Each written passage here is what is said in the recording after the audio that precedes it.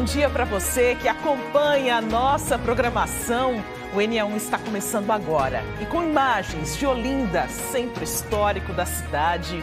É patrimônio histórico e cultural da humanidade pela Unesco desde 1982. Encanta moradores, visitantes, com suas ladeiras, casarões antigos, igrejas, uma vista belíssima para o mar.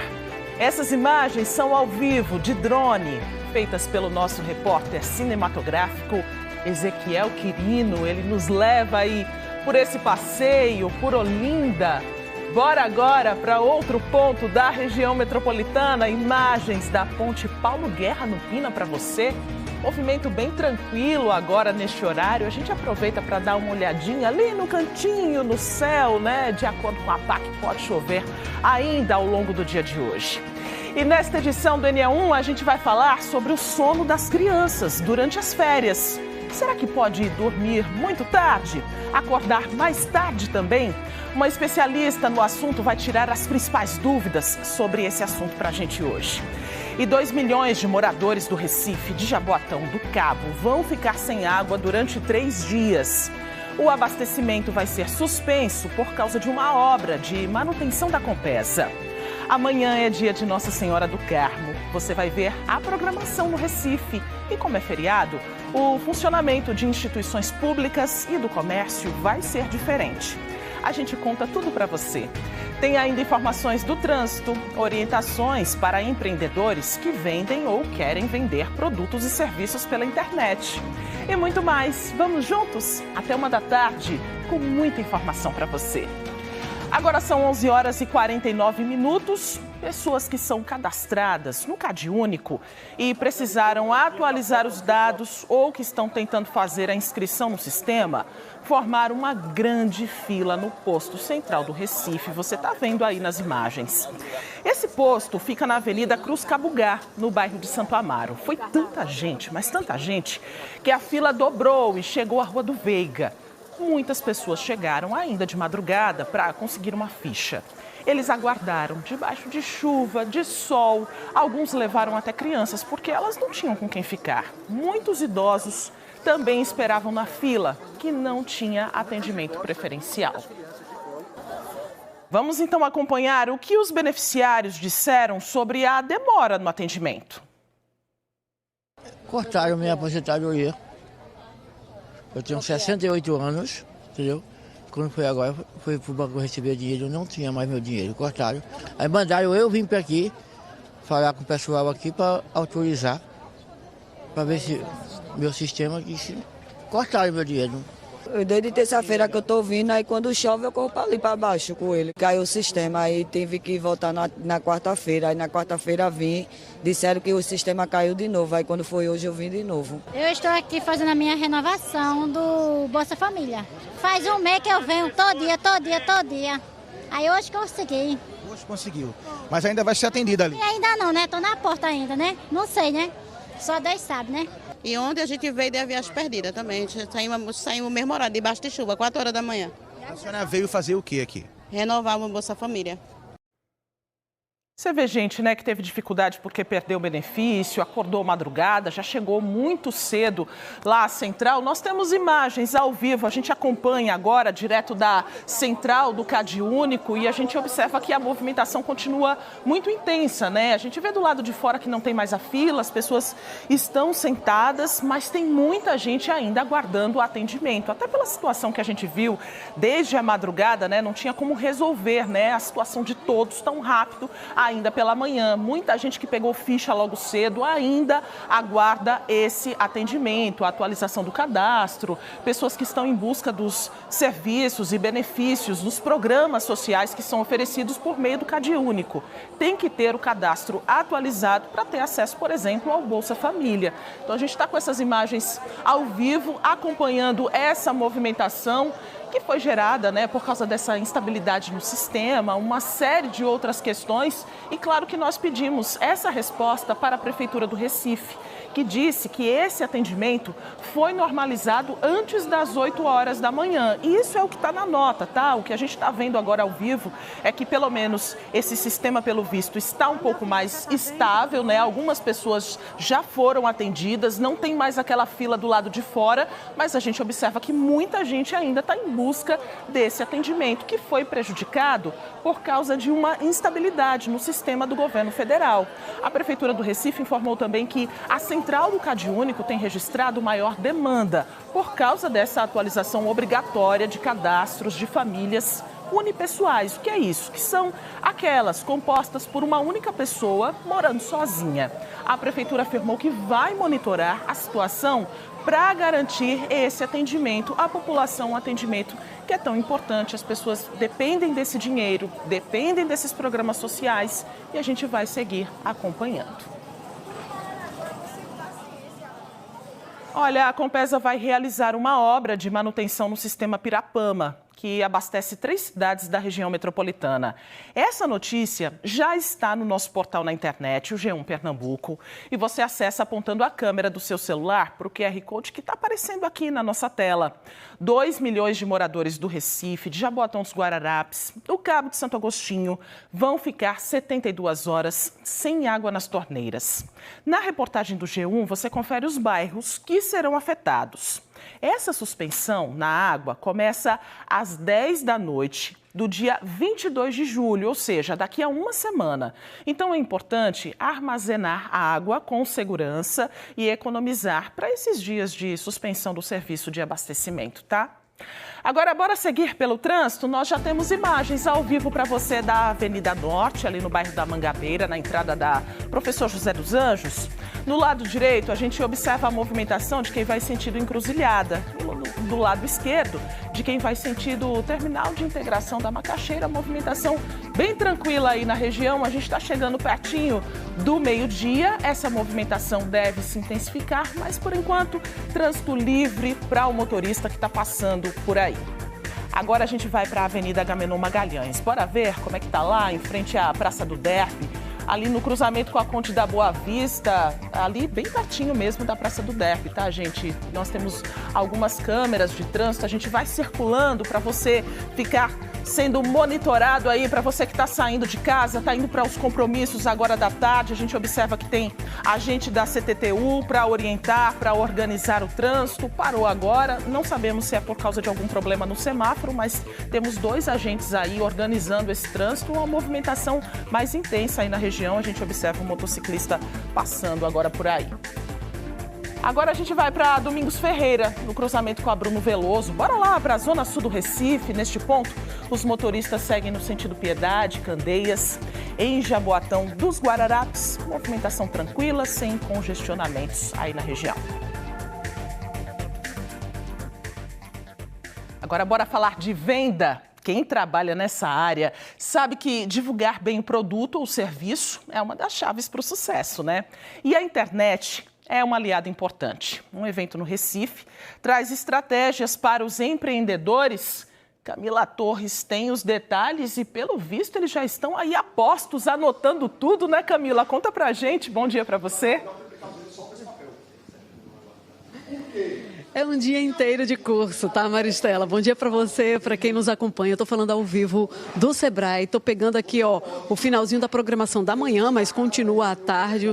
Um curso que é voltado aí para as estratégias de vendas pela internet. É Felipe Pereira, que é consultor e especialista, né, em marketing digital, que conduz aqui as atividades. Licença, viu, pessoal? Já tinha avisado que eu ia interromper, tá? Ô, Felipe, eu já vou começar aqui falando para o pessoal uma frase que você traz aqui no curso, que ter venda na internet não é só postar todo dia. Isso não garante venda, né? Bom dia. Opa, bom dia, obrigado pela oportunidade, galera de casa. Exatamente, Camila. Venda é uma questão de intencionalidade. É um erro que a gente vê muito como hoje na internet, as pessoas postarem por postar. Ela abre lá o celular, abre às vezes o Canva, aplicativozinho de fazer arte, posta qualquer coisa, pega uma foto, pega um texto, sem saber exatamente o que é que está fazendo no Instagram. E aí reclama que a ferramenta não funciona para atrair clientes. Então tem que entender aí quais são, inclusive, as ferramentas que a própria rede social disponibiliza para poder usar de forma plena, né, todas as possibilidades. Exatamente. Dentro do Instagram, por exemplo, eu tenho os stories, são aquelas postagens que ficam no ar por 24 horas. Tem os reels, são os vídeos originais lá do TikTok, muitos deles mais divertidos. Tem os carrosséis, são aquelas postagens com várias telinhas, até 20 telinhas atualmente. Tem uma imagem simples. E eu preciso entender que cada conteúdo desse ele vai ter um objetivo diferente. Eu vou postar um conteúdo para trazer pessoas novas para o meu perfil, vou ter um conteúdo para fazer as pessoas quererem me seguir, vou ter um conteúdo para gerar venda, seja de forma direta ou indireta, vou ter conteúdo para fazer as pessoas gostarem de mim, gerarem mais conexão comigo, com minha empresa, com minha marca, e vou ter conteúdos com o objetivo de gerar engajamento. O que é importante? Antes de eu postar esse conteúdo, eu saber qual que é o objetivo dele. Eu não faço isso aleatoriamente. Eu penso, caramba, hoje é dia de postar um conteúdo de atração, faço um conteúdo de atração. Hoje é dia de postar um conteúdo de vendas, eu faço um conteúdo de vendas. De forma intencional para que você tenha previsibilidade na tua captação de clientes pelo Instagram. Olha só, tem tanta gente aí fazendo a foto do produto ou do serviço, da logomarca, e achando que essa postagem é o suficiente para poder vender e dar visibilidade para a própria marca. Pode ser que esteja perdendo tempo, inclusive, né? Exatamente. E isso que você falou, às vezes, é um tiro no pé. Colocar a marca. Eu estava conversando agora há pouco com o pessoal sobre isso. O que acontece? A gente normalmente tende a não gostar muito de propaganda. O pessoal agora está assistindo o conteúdo, né, aí ao vivo, daqui a pouquinho entra o comercial. É o horário que o pessoal vai no banheiro, vai pegar uma bolacha, vai tomar uma água e volta para assistir o programa depois. No Instagram é a mesma coisa. Então, quando tem um conteúdo que tem cara de propaganda, a gente tende a não curtir. Quando eu não curto, o Instagram vê que aquele conteúdo tem menos relevância e mostra para menos pessoas. Então, quando eu faço uma postagem no meu Instagram simples, tirei a foto do meu estabelecimento e postei, muitas vezes ela vai ter mais resultado do que uma foto bonita com a moldura, com o logotipo embaixo, porque essa foto, por mais bonita que ela seja, ela está muito produzida e tem cara de propaganda. A pessoa não curte, tem menos engajamento, o Instagram mostra para menos gente. Meu Deus, gente, eu estou conversando o quê? Há 2 minutos aqui com o Felipe. Olha quantas dicas ele já trouxe aqui para a gente. Então, essa ideia de uma foto, postar todo dia, não é suficiente, não garante que você tenha o retorno que você está esperando. Ó, deixa eu conversar com quem está aqui fazendo o curso para entender melhor até quem são vocês. Como é teu nome? Airane. Você já tem um negócio próprio, já vende produto, serviço pelas redes sociais, pela internet? Camila, eu estou começando agora, já é o segundo encontro com o Felipe. Eu estou amando, porque é o que vai me ajudar a reforçar, dar um apoio lá com a loja do meu marido. Estou começando agora com ele e a gente precisa disso. Eu acho que ninguém vive sem rede social. E a loja de quê? Armazém de construção. Tá. E vocês já têm perfil nas redes sociais? Você já tem uma página na internet? Tem sim, mas não está como deve ser. É por isso que a gente está aqui e a gente está adorando, as dicas são maravilhosas. O curso é curto, assim, porque é muita informação, mas eu acho que é o começo da gente implementar o que a gente precisa nesse momento. Me fala uma coisa que você ou a pessoa que administra a página, o perfil da loja, costuma fazer, que você já identificou aqui, que tem que mudar isso daqui. Então, o que eu aprendi hoje, seguidor não quer dizer que a gente está vendendo, que a gente está tendo retorno. Então, foi muito interessante. É um erro que eu cometo. Eu estou olhando assim, nossa, aumentou o seguidor, a gente está com as likes, mas aquilo é um lucro, aquilo é um faturamento. Então, aprendi hoje, né, Felipe, que o foco é no faturamento. Basta ter um montão de seguidores, se esses seguidores não se transformam em clientes, né? Isso. Airane, muito obrigada, viu, por conversar aqui comigo. Daqui a pouquinho, Maristela, me chama de novo, que eu quero saber de Felipe, como é que faz para poder ter a venda pela internet, mas não vender só uma vez para a pessoa, não. Transformar aquele cliente num cliente fiel, né? Aquele que volta para comprar de novo.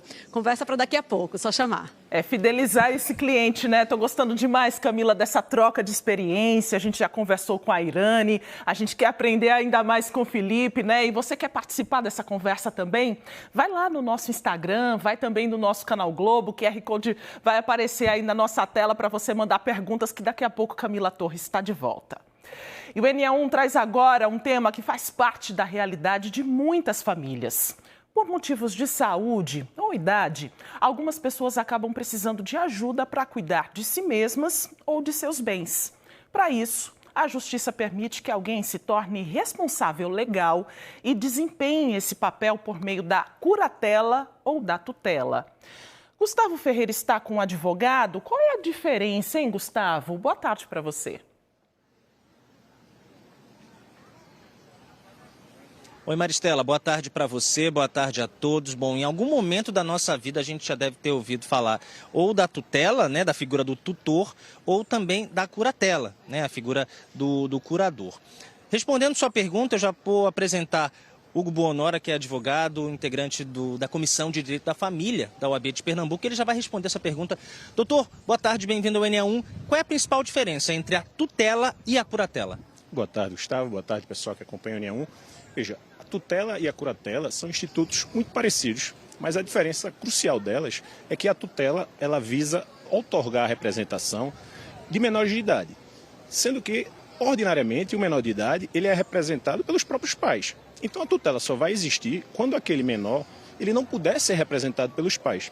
E as hipóteses são quando os pais forem falecidos, quando estiverem ausentes, ou seja, em local incerto por determinado tempo, ou quando tiverem perdido o poder familiar, né? Então, por decisão judicial, seja por envolvimento em algum tipo de crime, eventualmente, aqueles pais não podem mais representar aqueles menores porque perderam o poder familiar. Já a curatela, ela também visa representar, sendo que nesse momento, um maior de idade incapaz. O maior de idade, via de regra, né, quando capaz, ele exerce plenamente os atos da vida civil. Sendo que, por ocasião de alguma enfermidade, de alguma doença, seja de nascimento ou alcançada com o tempo, com a velhice, aqui estamos falando de eventualmente um Alzheimer, o que a gente vê mais no dia a dia, aquele maior de idade ele não pode mais expressar validamente suas vontades. Então a curatela vai existir para suprimir esse flanco, essa lacuna, e nomear ali um curador para a curatela e para a tutela um tutor. Qual é a necessidade? O que indica legalmente que há necessidade de tutela ou de curatela de alguém? É um documento oficial? É um exame médico? É um depoimento? Para a justiça, o que vale para justificar? No caso da tutela, vão ser essas exceções, né? Então, na falta dos pais, né, seja por falecimento ou por perda do poder familiar. No caso da curatela, a gente vai se falar de uma produção de prova, né? Num processo, numa ação de interdição, vai haver inclusive audiência, né? A lei chama de entrevista, e a gente vai comprovar, através de laudos médicos, aquela enfermidade que compromete a cognição daquela pessoa, né? Então, a pessoa que tem um Alzheimer ou que tem uma doença senil tal, enfim, ela já não consegue plenamente expressar, né, saber o que está fazendo. Então, tanto a tutela quanto a curatela, elas visam proteger aquela pessoa de si própria, para que ela não tome medidas que futuramente podem ser anuladas ou nulas de imediato, e que se prejudiquem o seu patrimônio e a si mesmo. Em geral, esses processos são muito parecidos, né? Como é que funciona a tutela e a curatela na prática? A pessoa acaba cuidando de tudo daquela outra pessoa? Dá para fazer uma tutela ou curatela parcial? Como funciona? Tá, ambos os procedimentos necessitam da atuação do Ministério Público, são ações judiciais, vai correr no judiciário. O Ministério Público vai atuar, vai exercer o seu papel de fiscal da lei, para garantir que aquele incapaz, seja o menor de idade ou o maior de idade incapaz, tenha ali os seus interesses preservados. E, em algum momento, o juiz vai decidir, né? Na decisão, na curatela, ele vai estabelecer os limites da curatela. Então, ela pode ser ampla, né? Assim, o curador vai representar para todos os atos da vida civil, ou ele pode apontar, vai representar para situações financeiras, questões bancárias, questões de administração patrimonial, de imóveis, enfim. Então, a decisão judicial, ela vai analisar o grau de cognoscibilidade que aquele maior de idade, no caso da curatela, possui, para delimitar a curatela, correlacionando uma coisa a outra. O senhor citou, doutor, a fiscalização do Ministério Público. E aí é importante falar também sobre falhas nesse processo, na hora de prestar contas. Quanto tempo dura a tutela ou a curatela? No caso da curatela, né, tem um tempo específico. E se faltar alguma coisa, se faltar alguma informação, o que o tutor ou o curador podem sofrer de sanção? Perfeito. Todo aquele que administra patrimônio de terceiro, ele deve prestar contas. Na tutela e na curatela, ainda mais, porque a gente está falando de uma administração de alguém que é incapaz, por força de decisão judicial. Então, a curatela ela vai ser fixada num prazo de 2 anos. Nesse período deve haver a prestação de contas, esse período pode ser prorrogado. E na prestação de contas, é um dever daquele que está ali exercendo aquele munus público, prestar contas, apresentar, se for um imóvel que está alugado, que ele está ali administrando daquela pessoa, o que entrou, o que saiu. E se faltar algo, como você bem disse, essa pessoa pode responder civilmente e criminalmente por aquela falta. Perceba, Gustavo, eu falei que é um munus público. Então, assim, é uma determinação judicial. Quando o juiz designa alguém para exercer a tutela ou a curatela, aquela pessoa não pode livremente se excusar, dizer, não quero. Ela até pode se argumentar e se comprovar essa possibilidade. Então, assim, se uma pessoa que não tem condições financeiras e exercer aquilo vai lhe trazer problemas, ou uma pessoa que, enfim, já tem 3 filhos, uma dificuldade própria de vida já, aí sim ela pode fundamentar e pedir para que seja nomeada outra pessoa. Muito obrigado, doutor Hugo Buonora, pelas informações. Lembrando sempre que nesses casos é fundamental procurar orientação jurídica, né? Para quem precisa começar a dar entrada nesse processo ou de tutela ou de curatela. Maristela, volto com você. Obrigada, Gustavo, por tirar as nossas dúvidas. Olha, é período de férias escolares. A rotina em casa das crianças e adolescentes está bem diferente de quando estão em época de aulas, né? Muitas famílias ficam com dúvida quando o assunto é a hora de dormir ou até de acordar. Daniele Fonseca está com uma especialista em sono, conversa agora com a gente sobre esse assunto e, de novo, eu estou conversando com a mãe, estou conversando com a pessoa certa. Daniele, época de férias, não pode dormir um pouquinho mais? E agora, conta pra gente. Boa tarde. Eu acho que pode, viu, Maristela? Mas não sou a pessoa mais indicada para responder sobre isso, viu? Até porque a própria criança pede, né? Mamãe, eu tô de férias, eu posso dormir um pouquinho mais tarde, posso acordar mais tarde. Mas para esclarecer todas essas dúvidas, a gente convidou a doutora Cristiane Marcela. Ela é médica otorrino e especialista em sono. Então, doutora, pode dormir mais durante as férias? Esse sono em excesso, se for o caso, é prejudicial? Por quê? Boa tarde, seja bem-vinda. Boa tarde, Daniela. Então, assim, quando a criança chega no período de férias, ela, agora eu posso tudo, né? Então, assim, pode uma coisinha a mais, mas não pode tudo. Então, a gente... É normal, natural, a gente liberar um tempinho maior para ele acordar, né, para acordar um pouquinho mais tarde, mas a ficar atento que esse tempo não pode ser muito longo. Então, uma média de 1 hora e meia, acima do horário habitual, que ele acorda todos os dias, é algo que não tem impacto no resto do dia dele, particularmente nas refeições, que é uma coisa que a gente tem que ficar de olho. Pronto, falando sobre as refeições, o que é recomendado, o tipo de alimento a ser oferecido durante as férias e qual é a influência disso no sono? Veja, esse período tem muito passeio, tem muita viagem, consequentemente tem muito lanche fora de casa, né? Qual é a influência da alimentação no sono? Esses excessos não tem para onde correr, né? A gente sabe que vão acontecer dias que a gente vai comer fora do prazo, vai comer às vezes fora do que a criança habitualmente come. Então, tem alimento, principalmente à noite, que a gente deve diminuir, porque são coisas que deixam a criança muito eufórica. Então, quanto mais açúcar, mais eufórica a criança fica, quanto mais oleoso, mais a criança fica. Então, o ideal é que a gente tenha até essas exceções, mas que elas sejam realmente exceções. Então, tentar dar o lanchinho, mas à noite dar uma comidinha mais substancial e evitando durante a noite, principalmente esses alimentos mais gordurosos, e manter essa distância da hora da janta para a hora de dormir, em torno de 1h30, 2 horas. Enquanto a gente está nessa entrevista, está tendo uma colônia de férias, né? A gente está aqui ao vivo no Clube Português. E aí eu queria te perguntar também, qual é a relação do tipo de atividade, o tipo de recreação que a criança tem quando chega à noite, na hora de dormir? Isso é importantíssimo. Se a criança está de férias e a gente não quer que ela fique em casa ou que ela fique colada em tela e ela tem que expandir, conhecer coisas novas, se ela pode fazer atividade física, se ela pode correr, brincar bastante, esse é o ideal. Então, assim, isso inclusive leva a um sono muito mais fisiológico, né? Um sono de um cansaço bom, um cansaço físico, né? De ter gasto energia. Então, no planejamento, se for possível colocar na vida dessa criança horários de brincadeiras, principalmente ao ar livre, outdoor, como a gente chama, o quanto menos indoor, mais outdoor possível. Filhos de pais separados. Passa geralmente 15 dias na casa de um, 15 dias na casa do outro. E aí, numa dessas casas, fica tudo desregularizado. Qual é a orientação da senhora para que entrem num acordo e tenham aí uma reflexão? Daniela, isso é tão comum, viu? Isso é muito comum. Tem que tentar haver um bom senso para pelo menos uma variação pequena de horário. Se numa casa a criança dorme às 8 e na outra dorme de meia-noite, não há controle fisiológico que aguente. Então, em ambas as partes responsáveis, o ideal seria que houvesse uma variação, como eu te falei, entre 1 a 1h30 de diferença só.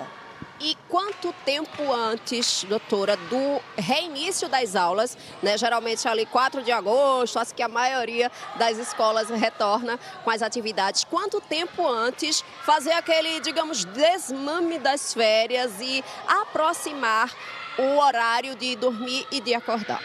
Ótima pergunta, porque isso acontece todas as férias. A criança dá uma bagunçada, às vezes uma bagunçada extrema, e aí na segunda-feira ou na terça, sei lá, o dia, tem que voltar, e aí crianças cansadíssimas, com mau humor. Então o ideal é que a gente peça que 5 dias antes vá havendo uma diminuição, essa criança ia acordando mais cedo, que pode ser de 15 a 30 minutos mais cedo a cada dia. Então assim, na semana antes, 7 a 5 dias antes, a gente pede que isso aconteça, para esse retorno ser o mais alegre, com menos birra possível, com mais produção para essa criança na sala. Doutora, muito obrigada, viu, pelas informações, pelos alertas aí. Ainda está em tempo de botar em prática, porque tem pelo menos mais umas 3 semanas aí de férias até o reinício das aulas. É contigo, Maristela. Mesmo nas férias tem que ter uma certa rotina, né, Daniele? Não dá para acordar às 11h45 na hora que começa o NE1, né? Tem que acordar um pouquinho antes para também não pular as refeições, tomar o café da manhã, né? Enquanto a gente está falando de sono, olha, tem a criançada aí atrás de Daniele, também da doutora, aí brincando, né? As crianças super ativas, aproveitando as férias. Daqui a pouco Daniele Fonseca volta para falar um pouquinho mais com a gente sobre colônia de férias. Agora, para um pouquinho aí o que você está fazendo, vou te convidar para ver essas imagens aqui de Olinda, imagens de drone de Ezequiel Quirino, na Rua do Sol, no bairro do Carmo, em Olinda, pertinho ali da Igreja do Carmo. É um ponto turístico. Os carros estão seguindo aí sentido Varadouro, no centro, sentido Mercado Eufrásio Barbosa. A gente aproveita para afilar um pouquinho ali da imagem do mar, né? Para a gente desfrutar nesse comecinho de tarde, agora 12h13, movimento bem tranquilo aí pelas ruas de Olinda, fazendo esse passeio aí junto com Ezequiel Quirino, com a ajuda do nosso drone. A seguir, pacientes com doenças pulmonares tiveram que interromper o tratamento porque a medicação está faltando na farmácia do estado.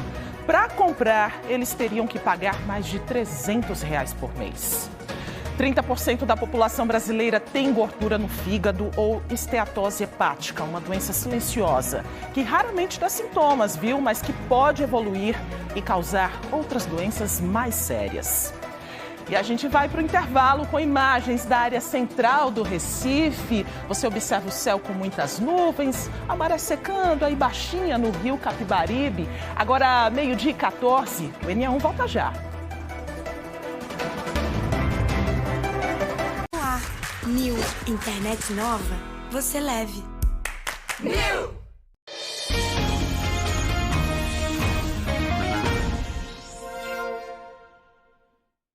NE1 de volta para te atualizar sobre a situação dos moradores do bairro do Passarinho, no Recife.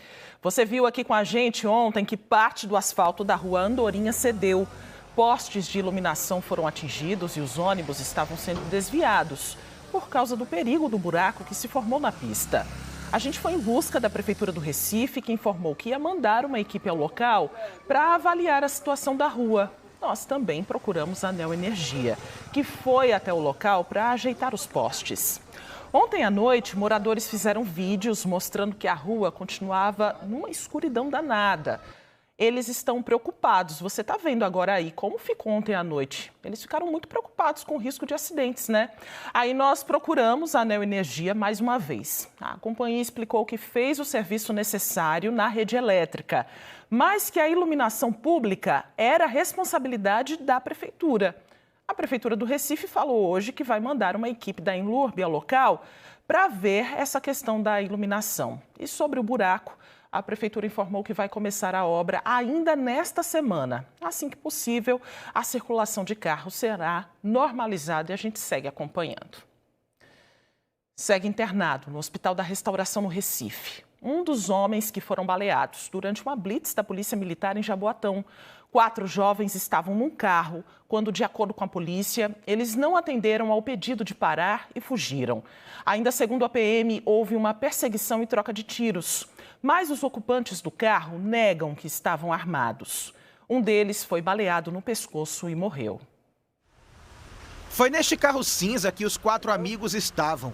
Na sexta-feira à noite, eles voltavam da Praia de Boa Viagem e seguiam para casa no bairro do Jordão. O motorista era esse técnico de fibra ótica de 23 anos, que não quis mostrar o rosto. Ele disse que furou o bloqueio montado por policiais por causa do IPVA do carro, que estava atrasado. Uma passageira gravou este vídeo dentro do ônibus e mostrou o desespero das pessoas que viram a ação, já na Estrada da Batalha, em Jaboatão dos Guararapes. Teve esse erro que eu passei, por conta que o IPVA do meu carro estava atrasado. Em todo momento eles estavam sempre atrás da gente, né? A TV Globo teve acesso ao boletim de ocorrência registrado no sábado, dia 12. O documento faz referência aos crimes de porte ilegal de arma, desobediência, resistência, direção perigosa, dano e depredação e morte por intervenção de agente do Estado. O documento traz a versão da polícia sobre tudo o que teria acontecido. Ao realizar abordagens qualificadas de trânsito, os policiais teriam dado ordem de parada a um veículo. O condutor teria desobedecido a ordem e fugido em alta velocidade, tentando derrubar as motos. Ainda de acordo com o boletim, ocupantes do veículo teriam começado a atirar e os policiais revidaram. Então, o motorista teria perdido o controle da direção e batido num veículo que estava estacionado. Depois, os ocupantes dos bancos dianteiros saíram do carro e o motorista entrou em luta corporal com os policiais. Quando todos foram contidos, os policiais perceberam que os ocupantes do banco traseiro estavam feridos. Os policiais ainda contaram que encontraram 2 armas dentro do veículo. Não tinha arma no veículo, até porque é todo mundo trabalhador, pai de família, e eles tentaram forjar essa arma. A única arma que tinha era aquelas armas gel. Este rapaz de 24 anos, que também é técnico de fibra ótica e estava sentado ao lado do motorista, desmente o que está no documento. Com medo, ele também pediu para não mostrar o rosto. A todo momento, né, assim que a gente parou o carro e eles prendeu a gente, ele falou assim: vocês são culpados por tudo isso aí, essa moto aqui que tem aqui hoje vai ficar na mente de vocês. Eles ficavam a todo momento querendo fazer a gente culpado, só que a gente sabe da nossa verdade, que a gente era inocente. 2 pessoas estavam sentadas no banco de trás do carro.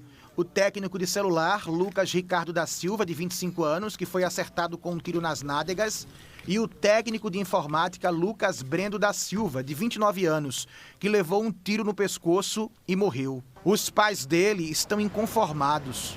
Meu coração está partido, eu não estou comendo, eu não estou vivendo. Eu estou vivendo porque é Deus que está me plantando em pé. E o que eu quero hoje é justiça. Aí um policial vir despreparado para matar uma pessoa e falar: ah, mas ele trocou tiro, eu quero ver a arma. Cadê a arma? Ele foi promovido, né? E noivou agora, né? Faz um mês que ele estava noivo. E ele foi lá para casa e a gente estava festejando isso, o noivado dele, né? Mas a polícia, ela não deixou, não. Isso acontecer, não. Marivaldo é o pai de Lucas Ricardo. Ele falou que o filho está internado no Hospital da Restauração e não consegue mexer as pernas. Está aguardando fazer uma ressonância da perna direita e não está, porque não está sentindo, né? Não está sentindo a perna nem o dedo, não está sentindo nada. Muito triste, né? Vai ver um menino cheio de vida, cheio de projetos pela frente. Câmeras de segurança no trecho da perseguição entre Setúbal, no Recife, até a Estrada da Batalha, em Prazer e Jaboatão, podem ajudar na investigação do caso. É o que garante o advogado dos envolvidos na ocorrência policial. Aconteceu que não tinha arma, né? Não houve disparo, tanto é que os supostos acusados não foram autuados, não houve perícia residográfica, não foi encaminhado para o IML para fazer corpo de delito, ou seja, não houve nada. Então, assim, os meninos precisam restabelecer a verdade, porque eles são inocentes e, com certeza, a vítima de uma abordagem policial mal sucedida. A Polícia Militar confirmou que equipes do 1º Batalhão de Policiamento de Trânsito realizaram uma operação em Setúbal, no bairro de Boa Viagem. De acordo com a PM, durante a abordagem, o motorista do carro desobedeceu a ordem de parada e tentou fugir, e que os ocupantes do carro atiraram contra os policiais. Ainda segundo a PM, os homens foram contidos e os policiais apreenderam 2 armas de fogo, um revólver falso e 8 munições deflagradas. Você viu aí na reportagem que os jovens negam que havia arma no carro. A Polícia Civil de Pernambuco diz que 2 ocupantes do carro foram levados para o Hospital da Restauração e que os outros 2 foram encaminhados ao Departamento de Homicídios e Proteção à Pessoa, onde foram adotadas as medidas cabíveis. A Polícia Civil não explicou que medidas cabíveis foram essas. Nós perguntamos por que os jovens não foram presos em flagrante, já que a PM diz ter apreendido armas de fogo, além de afirmar que os jovens atiraram contra os policiais. Mas nós não tivemos resposta sobre isso. De acordo com a Secretaria de Defesa Social, a Corregedoria Geral instaurou uma investigação preliminar para acompanhar o inquérito da Polícia Civil. E a Polícia Civil investiga um assalto no estacionamento de uma agência do Banco Santander, na Avenida Bernardo Vieira de Mello, no bairro de Piedade, em Jaboatão dos Guararapes. Foi ontem à tarde. Durante a ação, um bandido morreu e outro ficou ferido. A dupla, que estava numa moto, abordou o carro da vítima e roubou um malote de dinheiro. Em seguida, os 2 ladrões foram surpreendidos por uma testemunha que reagiu atirando. Um dos suspeitos morreu ainda no local. Ele não estava com um documento de identificação. O outro suspeito ficou ferido e ainda tentou fugir, mas acabou sendo capturado após cair numa calçada próxima. Ele foi socorrido para o Hospital da Restauração, na área central do Recife. Peritos criminais, policiais militares e o delegado Vitor Leite estiveram no local do crime. A polícia acredita que os bandidos sabiam da movimentação financeira. Ainda de acordo com a investigação, outras pessoas podem estar envolvidas no crime, já que o dinheiro não foi encontrado. A quantia levada pelos assaltantes não foi divulgada. Pacientes com doenças pulmonares que dependem de uma medicação fornecida pela farmácia do estado estão sem assistência e sofrendo para pagar do próprio bolso. O detalhe é que a medicação que ajuda esses pacientes a respirarem melhor custa R$ 300 e é claro que pesa no orçamento deles. Faz 14 anos que seu José Roberto descobriu a doença pulmonar obstrutiva crônica, DPOC. Desde então, este senhor, que tem 66 anos, toma um medicamento para aliviar o principal sintoma, que é a dificuldade para respirar. Se você passar 1, 2 dias sem tomar, já começa a sentir, já aumentar. E se passar o mês todinho sem tomar, aí que as coisas pioram cada vez mais. A medicação é um broncodilatador. Ele usa 2 jatos na boca, uma vez ao dia, durante toda a vida. A substância é tiotrópio holodaterol. De acordo com pacientes, o remédio, que é fornecido pelo Ministério da Saúde e distribuído pela Farmácia do Estado de Pernambuco, está faltando aqui faz 5 meses. E as pessoas que precisam da medicação estão tendo que comprá-la. Seu José Roberto não tem como pagar. Só mesmo com a ajuda de gente conhecida. Custa mais de R$ 320 e a quantidade que vem só é suficiente para um mês. Eu recebi a última vez em fevereiro. De março para cá não está tendo. Eu venho todo mês comprando de algum jeito, né? Vou com um parente, com um irmão, com uma filha e vou comprando para não ficar sem ele, porque se eu ficar sem ele, a tendência é eu ficar pior cada vez mais. Fico nervoso, ansioso, todo mês pensando será que chega e quando vem não está. E vou ver como é que eu vou fazer para comprar e tenho que comprar. Recebemos um vídeo de outro paciente que tem o mesmo problema de saúde e precisa da mesma substância. É seu Eduardo, de 74 anos, que também está comprando particular. Minha revolta, minha tristeza é essa, porque eu já compro com muito sacrifício. Minha filha sempre me ajuda, tá? Agora eu imagino outros pacientes que realmente não tem quem ajude e não tem condições de comprar, por hipótese alguma, como é que essas pessoas conseguem sobreviver. Conversamos com o doutor Isaac Secundo, pneumologista e membro da Sociedade Pernambucana de Pneumologia e Tisiologia, que é a prevenção e tratamento da tuberculose. De acordo com o médico, a doença pulmonar obstrutiva crônica é grave e compromete atividades do cotidiano. É uma doença crônica que ela vai causar principalmente falta de ar, ou seja, o paciente não consegue fazer suas atividades do dia a dia, ele não consegue, por exemplo, ir numa padaria, ele não consegue, por exemplo, subir uma escada, vai ter tosse, que é uma coisa que incomoda muito, às vezes complica até o sono, e tosse secretiva, que é aquela secreção amarelada ou esverdeada, que geralmente pode causar infecções. É uma doença considerada grave, doutor? É uma doença considerada grave, é uma das principais causas de mortalidade dentre as doenças respiratórias. Quando você deixa de usar a medicação, você corre o risco de ter piora dos sintomas e de fazer o que a gente chama do infarto do DPOC, que é a exacerbação, que é a infecção, que é a hospitalização. Então, toda crise que ele tem pode ser uma crise grave e pode levar à morte. Então, quando ele deixa de tomar a medicação, ele está desprotegido. As pessoas com mais risco de desenvolver a doença são as que fumam. E ficar sem o tratamento adequado é um risco para todos os pacientes que têm a DPOC. O paciente idoso ele já traz outras comorbidades e a DPOC ela é uma dessas comorbidades importantes. Então, aquele paciente que foi fumante, geralmente ele pode ter doença cardiovascular, ele pode ter doença dos vasos, entupimento de artérias, AVC, e a DPOC vem para piorar mais ainda esse quadro. Então, o tratamento dela é fundamental para que você consiga tratar o paciente de forma integral. O Ministério da Saúde informou que o repasse de recursos financeiros federais para aquisição de medicamentos em Pernambuco está regular, sem interrupções, e que a responsabilidade da compra e da distribuição é do governo do estado. Procuramos, então, a Secretaria Estadual de Saúde, que diz que está em tramitação o processo de aquisição do medicamento. A Secretaria não deu prazo de quando deve voltar a fornecer o remédio e nem explicou o motivo desse atraso todo. São respostas que, claro, não atendem à urgência desses pacientes. O medicamento é essencial para essas pessoas com doenças respiratórias crônicas. E a demora pode comprometer gravemente a saúde delas. Vamos voltar agora com imagens da central do CadÚnico no bairro de Santo Amaro, no Recife. A gente mostrou no comecinho do NE1 de hoje que havia muita fila no início da manhã. A Prefeitura do Recife explicou o que estava acontecendo por lá. Agora a gente acompanha as imagens ao vivo de Elvis Lopes, que está por lá mostrando como é que está a movimentação agora, ao vivo, 12h32.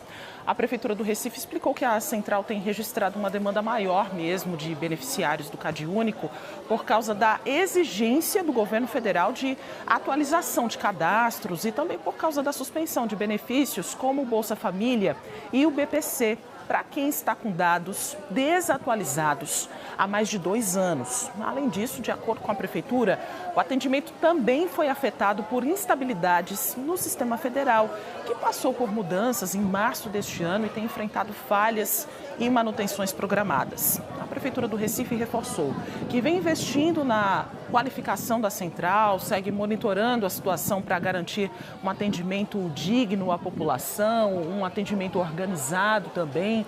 Agora a gente já observa que diminuiu um pouco a quantidade de pessoas, né? Logo no comecinho da manhã, ainda madrugada, tinha fila por aí. No comecinho do jornal, outras pessoas também estavam sentadas aí, praticamente todos os assentos estavam ocupados. Agora a gente observa que o atendimento está fluindo, está acontecendo e a gente segue acompanhando essas instabilidades que estão acontecendo, né? E pessoas que estavam aí com o cadastro desatualizado há mais de 2 anos. Então é importante manter esse cadastro atualizado para você não perder nenhum benefício, a exemplo do Bolsa Família, que é tão importante para muitas famílias, né? Agora a gente segue falando sobre saúde, que o aumento de casos de esteatose hepática, a gordura no fígado, sabe, preocupa especialistas. É uma doença que geralmente avança em silêncio e já atinge os mais jovens também. Gustavo Ferreira está com uma médica. O que essa gordura no fígado pode provocar, hein, Gustavo? Tenho até medo dessa resposta.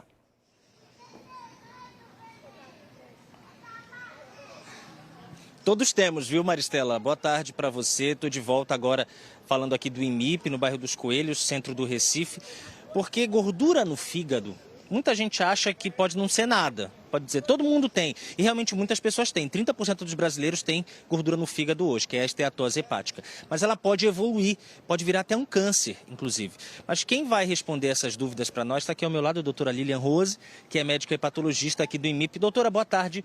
Bem-vinda ao NA1. Eu vou fazer uma pergunta para ela para começar. Eu já sei a resposta porque ela me contou agora há pouco. Quais são os sintomas da esteatose hepática, doutora? Boa tarde, pessoal. Infelizmente, a esteatose é uma doença praticamente assintomática. A maior parte dos pacientes não sabem que tem essa doença. Isso vai ser identificado normalmente através de exames. Isso vale também para as pessoas que têm alguma condição, por exemplo, diabetes. Quem são aquelas pessoas que precisam fazer esse check-up com mais regularidade e aí, de repente, descobrir se está com gordura no fígado? Veja, os grupos de riscos que são recomendados fazer esse rastreio são pacientes diabéticos, pacientes com sobrepeso, obesidade, dislipidemia, ou pacientes que nos seus exames de rotina realizam exames de sangue e identificam a alteração das taxas hepáticas. Estes devem ser submetidos pelo menos a um ultrassom para a gente fazer esse diagnóstico. Eu já disse no começo que pode evoluir, a gordura no fígado pode evoluir até para o câncer, né? Quando a pessoa descobre, o tratamento tem que ser imediato. E aí eu queria fazer uma pergunta, que eu também já sei a resposta. Tem algum remédio para combater diretamente a esteatose hepática ou não? Disponível para uso, não. Nós não temos essa medicação. O que se recomenda são tratar as doenças associadas, tratar o diabetes, tratar a obesidade, a dislipidemia. Mas, infelizmente, não existe nenhum medicamento específico que seja prescrito para tratar a esteatose disponível para uso. Então, de repente, isso que a gente acaba vendo nas redes sociais, não tem remédio milagroso, não tem pílula, não tem fórmula, nada, né? Tem que ser o cuidado com o corpo no geral. Exatamente. O que a gente recomenda é dieta, atividade física regular, pelo menos 150 a 300 minutos de atividade moderada para ajudar nessa situação. Mas, assim, medicamento específico, não existe pílula milagrosa, não existe chá. Infelizmente, não existe essa medicação. A gente falou, né, que não existem sintomas, ela é uma doença silenciosa. A Maristela até disse isso no começo do Vivo.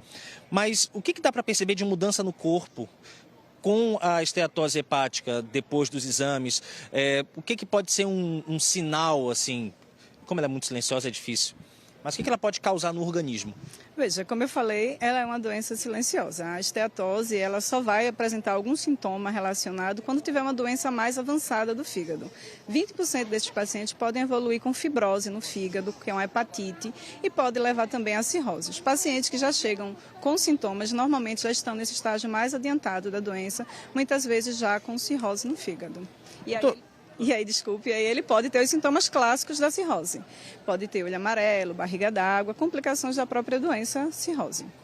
Bom, a gente está falando aqui de uma doença que ela chega a muitas pessoas, inclusive jovens, mas existem alguns mitos aí. Um deles tem a ver com uma pessoa que, de repente, está acima do peso, ela está mais propensa a ter, mas uma pessoa magra, ela também pode ter esteatose hepática? A aparência, ela diz alguma coisa sobre a condição do corpo? Não. Até 20% dos pacientes com esteatose, eles são pessoas magras, mas são o que a gente chama de falsos magros. São pessoas com IMC abaixo de 25, mas que normalmente têm diabetes, colesterol elevado, pressão alta. Então, pode acontecer sim nos pacientes magros. Doutora Lilian Rose, muito obrigado. Fica o recado para todo mundo, para mim, para você, Maristela, para todos nós. É se cuidar, né? Que é aquele recado que a gente dá sempre que fala de um serviço de saúde aqui no NA1. É se cuidar, fazer atividade física regular, comer bem.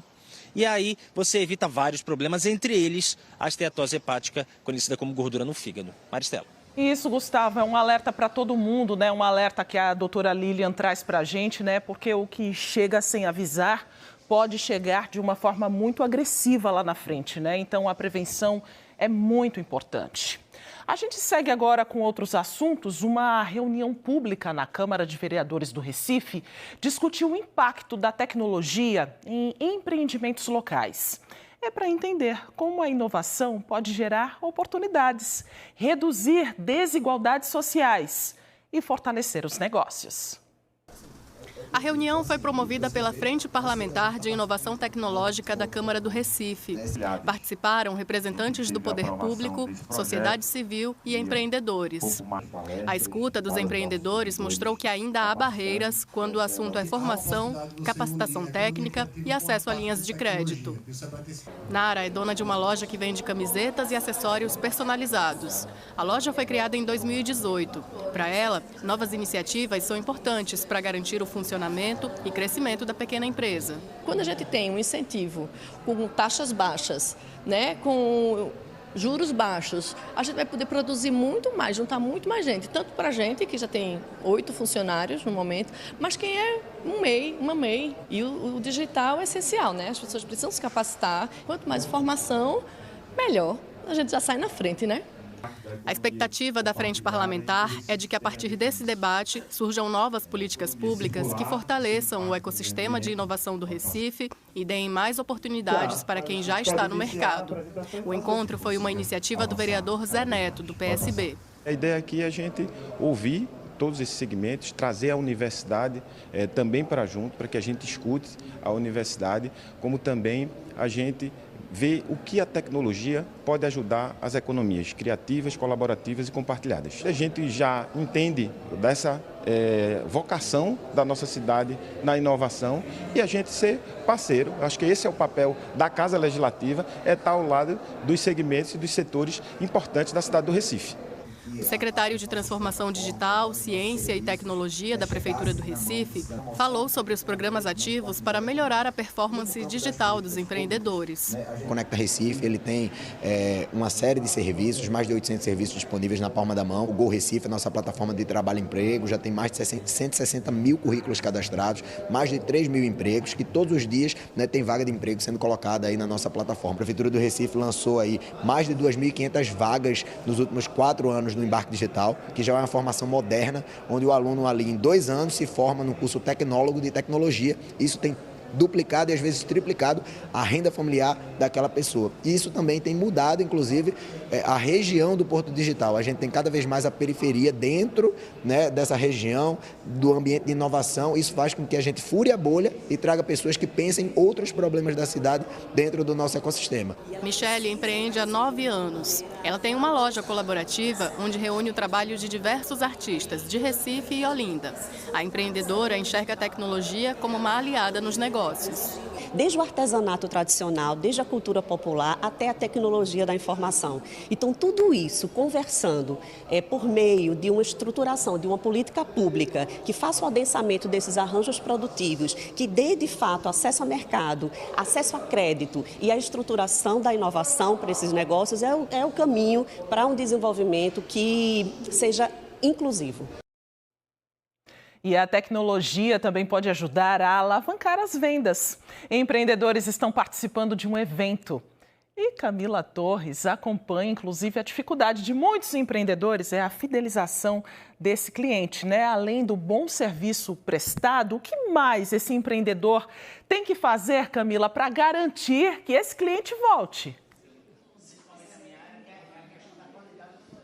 Aquele cliente fiel, né, Maristela? Ó, bom serviço, bom produto, isso é o básico, né, para a partida desse raciocínio. Mas bora conversar aqui com o Felipe Pereira, ele que é o consultor e o especialista em marketing digital que está conduzindo esse curso aqui, que é de vendas pela internet. Felipe, mais uma vez, me fala, para a gente poder fidelizar o cliente pela internet, né? Porque muitas vezes não tem aquele contato olho no olho, não tem o contato pessoal, é só ali pela internet, pelas redes sociais. Diz aí, o que dá para fazer para o cliente retornar e comprar de novo, contratar de novo? Bom, o primeiro ponto, Camila, da fidelização é você surpreender a expectativa do cliente. Então, você tem que prometer para ele menos do que você vai entregar. Quando você faz isso, ele já tem expectativa um pouquinho menor do que você vai entregar, você entrega mais para ele e, fundamental, depois disso, você fazer o acompanhamento do ponto de vista de comunicação. Então, tem empresas que têm um baú do tesouro dentro de casa, na verdade, no celular guardado, que é a lista do WhatsApp. E a maioria das empresas não utiliza da forma adequada. Elas falam no WhatsApp quando o cliente está interessado em adquirir o produto, mas não usa isso depois. A gente já teve um case de um aluno muito bacana nosso, que ele vendia produtos odontológicos para consultórios de dentistas. Ele tinha produtos que podiam ser colocados em promoção e tinha uma lista de contatos que podia fazer uma ação para essa lista. Ele fez uma ação com 2 mensagens do WhatsApp, um antes do Carnaval. O Carnaval faturou mais de R$10 mil com esses 2 disparos do WhatsApp. Porque já tinha a lista de contatos na mão, tinha um produto bacana que podia entrar em promoção e fez a iniciativa de entrar em contato com os clientes pelo WhatsApp. Muita gente usa o WhatsApp para vender, mas não usa o WhatsApp para revender, né, para fazer uma nova venda, fidelizando os clientes. É o que muita gente chama de pós-venda, né? Não terminar, não finalizar o contato quando entregou o serviço ou quando entregou o produto. Mas o que aconteceu depois que o serviço ou o produto foi entregue, né? Exatamente. Né? E esse atendimento, ele, aspas, não finaliza nunca, né? Porque você vai mantendo contato com o cliente. Estava conversando com o pessoal agora há pouco sobre a possibilidade de você fazer o delivery para um corretor de imóveis, que é um negócio que, normalmente, dependendo do segmento, a taxa de recompra é baixa. Muitas vezes o cliente vai fazer a única compra do imóvel dele na vida. Felipe, mas eu vou fidelizar aquele cliente, faz sentido eu dar um presente para ele surpreendendo? Faz, porque mesmo que ele não me compre outras vezes, ele vai me indicar para amigos, vai me indicar para familiares. E é uma coisa simples, que você pode dar um presente para ele na hora da compra e 1 ano depois, quando fez 1 ano que ele recebeu a chave lá do apartamento, por exemplo. Felipe, hoje à noite tem um mini curso, né, de vendas pela internet. Tem vaga ainda? Exatamente, a gente tem o mini curso, né, aqui no Sebrae, tá até conversando com o pessoal, hoje vai ser o dia inteiro aqui em pé e treinamento à noite muito bacana. E ainda temos algumas últimas vagas aí, quem estiver interessado em se inscrever. Quanto? É R$35 mais 1 quilo de alimento. Maravilha. Ó, tem mais informações aí, telefone na tela, 9292-6770. A gente está aqui mostrando essa turma de alunos que estão aí assimilando essas estratégias de vendas pela internet. Mas tem Fred aqui, que ele já está colocando em prática essas ferramentas de vendas pela internet. Fred tem os próprios imóveis dele que ele administra para alugar por temporada no litoral, não é isso, Fred? Me diz uma coisa que você não fazia antes, que você faz agora e está dando certo. Bem, eu tive um resultado fantástico, né, com a adoção de conhecimento na área de marketing digital e, na realidade, oxigenou meu negócio, porque muitas coisas que eu já fazia, eu comecei a fazer melhor e entendendo o processo. Por exemplo, na prática, a questão de contratação de influencer para vender meu negócio. Isso é um negócio que está totalmente intrínseco, né, na parte de marketing digital. Então, algumas técnicas que a gente fazia digamos assim, só pelo sentimento, a gente passou a fazer com técnica. E isso deu um resultado muito positivo. Olha aí, entendendo quais são as ferramentas, quais são as possibilidades, entendendo aí qual que é esse mercado para poder ter o retorno que é esperado, né, Maristela? Muito bom, Camila. Excelentes as dicas por aí. Boa aula para todo mundo. Tem gente gravando ali atrás de você. Todo mundo conectado e atento a essas estratégias de vendas para vender ainda mais e melhor, né? E amanhã, 16 de julho, é o dia de Nossa Senhora do Carmo. É feriado no Recife, tem comemoração que começa bem cedinho. A programação é especial na Basílica do Carmo, no bairro de São José. Já está aqui na nossa tela, na sua tela também para você conferir. Junto comigo serão 25 missas ao longo do dia, realizadas de hora em hora na Basílica do Carmo e no claustro. Na Basílica, as celebrações começam já às 4 da manhã e no claustro a partir das 5h30 da manhã. As missas das 8 da manhã e das 10 horas na Basílica contarão com a participação de diversos coros da cidade e do Coral do Carmo do Recife. Na Igreja da Ordem Terceira do Carmo, que fica no bairro de Santo Antônio, haverá missas às 8 da manhã, às 10 da manhã e também ao meio-dia. Às 4h30 acontece a missa no pátio, em frente à Basílica do Carmo. E às 7 da noite tem o show cultural que encerra as programações em homenagem à Santa. E como é feriado aqui no Recife, há mudanças nos horários de funcionamento de instituições públicas, shoppings e outros estabelecimentos também. Já está aqui para você no G1 Pernambuco, tem todas as informações, o QR Code já aparecendo aqui na nossa tela. As lojas do centro do Recife vão abrir normalmente amanhã, de acordo com a Câmara de Dirigentes Lojistas, a CDL. Os mercados e as feiras também funcionam no feriado, mas em horário reduzido, das 6 à 1 da tarde. Apontando aí a câmera do seu celular para o QR Code aqui na nossa tela, você confere toda a reportagem completa do G1, com o funcionamento dos shoppings, bancos, correios. Então corre para lá e já se organiza para o feriado. E nos destaques do Jornal Hoje, você vai ver que mais de 40% da população não tem coleta de esgoto. Boa tarde, Trali.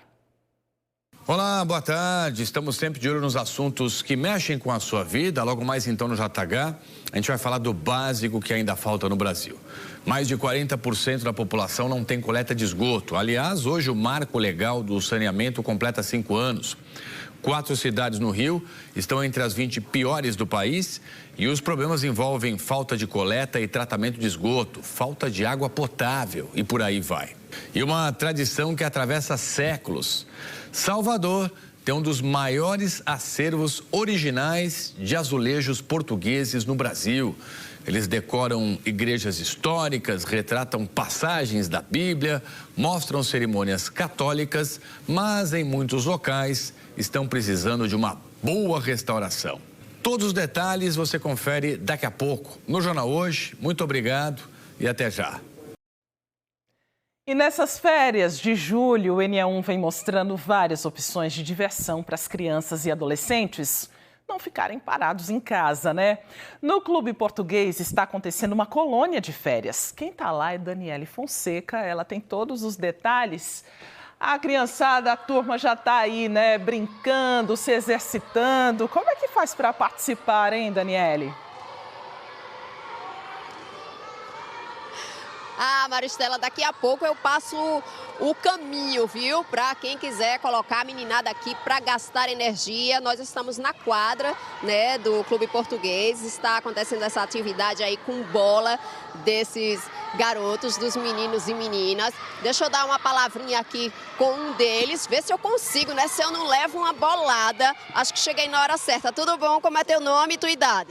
Meu nome é Isabela e eu tenho 11 anos. Certo. Como é essa atividade aqui? Você está aí posicionada para quê? Eu estou posicionada para poder pegar a bola para o meu time. Tipo, ele joga a bola para mim e eu tenho que segurar para receber pontuação.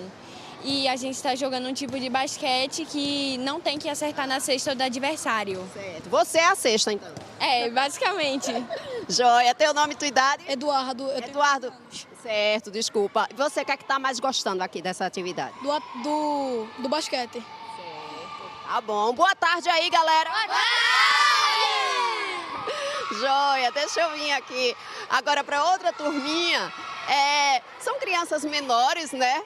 Pelo que eu tô vendo ali, eu aposto que tenham entre 4, 8, 9 anos. Com licença, gente, tudo bem? Tchau, boa tarde para todos. Como é essa atividade deles e seu nome? Boa tarde. Boa tarde, meu nome é Luciana. A gente está aqui brincando de estátua na questão da parte corporal que a gente está fazendo e da concentração.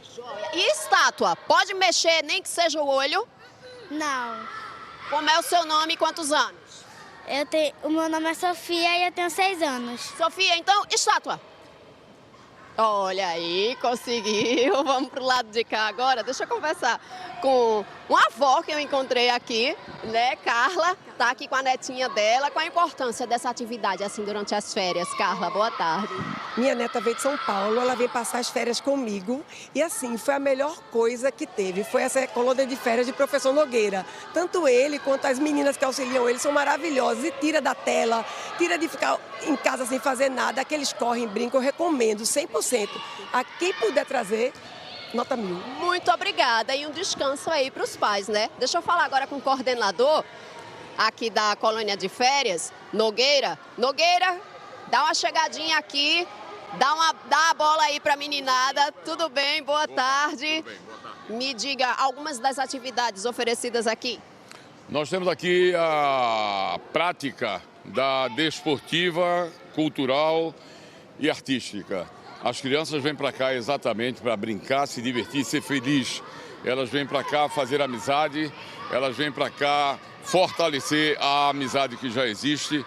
Trazem convidados, trazem parentes, colegas de escola e é sempre essa alegria, é sempre esse tom e é sempre esse ritmo, eles adoram. É para crianças de qual idade, qual intervalo? De 2 a 12 anos. Existem grupos maiores do que esse, grupos menores do que aquele, e todos são atendidos de forma separada. A gente montou isso aqui para poder fazer o trabalho da filmagem. Mas tem recreação aquática, tem o parquinho, jogam badminton, fazem slackline, jogos inclusivos. A gente passa para eles, inclusive, a experiência de pessoas que têm deficiência, e eles criam uma consciência de respeito, uma consciência de ajuda, que é muito importante. Muito obrigada pelas informações, viu? Tá aí feito o convite, gente. São várias colônias de férias, né? Acontecendo em vários bairros do Recife, em cidades da região metropolitana, geralmente com a opção de deixar um turno só ou integral, como é o caso desse aqui. E o número, tá, para informações sobre essa colônia é o 991712572. Tá aparecendo aí na tela para vocês que acompanham o NE1 e sempre de olho nessas atividades durante as férias da meninada, para todo mundo aproveitar e os pais terem um pouquinho de descanso, né? É contigo aí no estúdio, Maristela. Bom demais, Daniele. E tem mais dicas para as famílias com crianças em casa de férias. É opção de graça no Recife. Quem traz os detalhes é a repórter Lilian Oliveira. Oi, pessoal! A Prefeitura do Recife começou hoje a programação da colônia de férias. A gente está no Compaz Ariano Suassuna, que fica no bairro do Cordeiro, mostrando para vocês aí as brincadeiras, né? Aqui a gente já tem um grupo variado de crianças. Tem adultos ali atrás também, porque as atividades englobam todas as faixas etárias. Deixa eu conversar com ela que está aqui brincando. Seu nome? Maísa. Maísa, tá gostando das brincadeiras? Já tinha vindo? É a primeira vez? Já tinha vindo. Tá achando o quê? Muito legal. Tá gostando das férias? Tô. Por quê? Demais. É bom, né? Ficar em casa, brincar também. É. Certo. Obrigada. Você tem quantos anos? Eu tenho 10. 10 anos. Deixa eu falar com ela que tá com a bola. Vocês estão brincando de quê? A gente tá passando a bola e quem ficar dos lados senta, sabe? Como é seu nome? Juliana.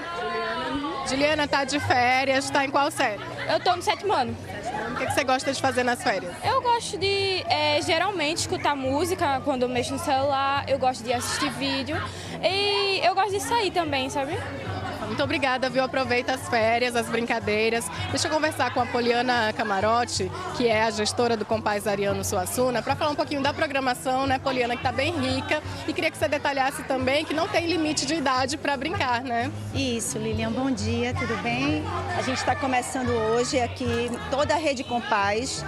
A gente está oferecendo atividades para todas as idades, desde a infância até a pessoa idosa. Tá? Então, mesmo aqueles que não tiverem feito as inscrições na semana passada, chegando aqui no Compaz, serão todos bem-vindos e incluídos em todas as nossas atividades. A gente está fazendo atividades que envolvem circuito de atividade física, lúdicos, e atividades que envolvem a arte. Agora, por exemplo, está acontecendo uma oficina de pipa na nossa biblioteca, mas antes disso se conta uma história que tem um contexto que envolve a pipa e aí entra nas artes manuais. Olha, todo dia tem programação, fim de semana também. Quais são os horários? Todos os dias tem programação manhã e tarde. Aqui no Compaz Ariano Suassuna as atividades estão acontecendo de 9 às 11 e de 14 às 16 horas. De segunda a sexta, exceto amanhã, que é o feriado da padroeira de Recife, e a gente vai estar fechado. Ali ao fundo a gente tem também crianças menores, né, os pequenininhos. As atividades são adaptadas aí para as idades? Isso, normalmente eles circulam entre vários circuitos. A gente só tenta pegar os pequenininhos e não misturar com os muito grandes, para não ter um problema de machucar, ou então um se sentir desfavorecido porque o outro corre mais. Mas a gente está sempre circulando, eles participam de todas as atividades. Certo. Muito obrigada, viu, Poliana, pelas informações. Gente, lembrando, a colônia começou hoje, vai até o dia 27 de julho, são mais de 400 atrações, incluindo atividades atividades físicas, brincadeiras, contação de histórias, atividades nas bibliotecas, nos compás. Então tá bem rica a programação para quem quiser acompanhar, é só ficar de olho no Conecta Recife. Lembrando que todas as atividades são gratuitas, é só chegar e participar. A gente volta ao estúdio. Mais de 200 celulares roubados estão sendo devolvidos aos donos pela Secretaria de Defesa Social de Pernambuco. Os aparelhos foram recuperados em operações e abordagens por meio dos programas Recupera e Alerta Celular. A Polícia Civil utiliza o número do e-mail do aparelho registrado pelas vítimas nos boletins de ocorrência para rastreamento e recuperação dos telefones. Para facilitar esse rastreamento e como medida de prevenção, o dono do aparelho pode realizar um cadastro no site do programa Alerta Celular, para que entre em contato caso o telefone seja roubado e possivelmente encontrado. Nas imagens, você vê pessoas tendo celulares devolvidos, muitos deles por terem feito o cadastro no site do programa Alerta Celular. É importante deixar o telefone cadastrado e sempre com seus dados atualizados. O endereço é alertacelular.sds.pe.gov.br. A gente acompanha agora imagens do nosso Globocop, que sobrevoou agora há pouco o bairro da Várzea, na zona oeste do Recife, onde fica o histórico Casarão da Várzea.